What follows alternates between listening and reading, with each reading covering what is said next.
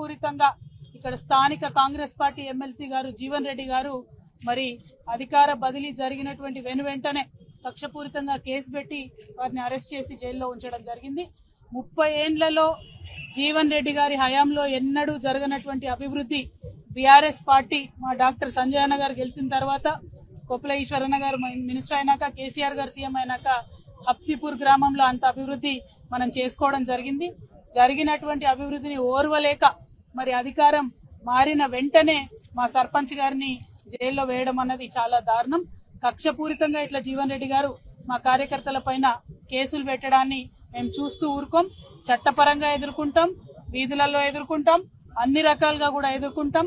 ప్రజలకు రాజకీయంగా మీరు చేస్తున్నటువంటి అంశాలన్నింటినీ కూడా ఎప్పటికప్పుడు వివరించి చెప్తామని కూడా ఈ సందర్భంగా తెలియజేస్తా ఉన్నారు. చాలా సీనియర్ నాయకులు జీవన్ రెడ్డి గారు కాంగ్రెస్ పార్టీ అధికారంలోకి రావాలే రావాలే రావాలే అన్నారు.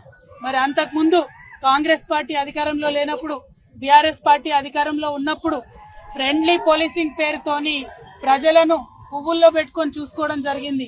ఏ పార్టీ కార్యకర్తలైనా వారి మీద రాజకీయ పరంగా మేము పోరాటం చేసినాం తప్పితే చట్టాన్ని వాడుకొని, పోలీసులను వాడుకొని ఇట్లా ఎప్పుడు కక్ష తీర్చుకోలేదు.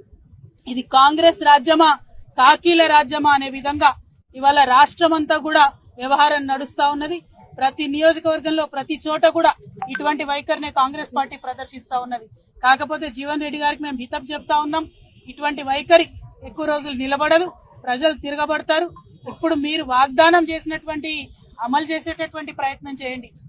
మీరు అలవి కాని వాగ్దానాలు చేసి అధికారంలోకి వచ్చినారు, వాటిని అమలు చేయండి, ప్రజల కోసం పనిచేయండి.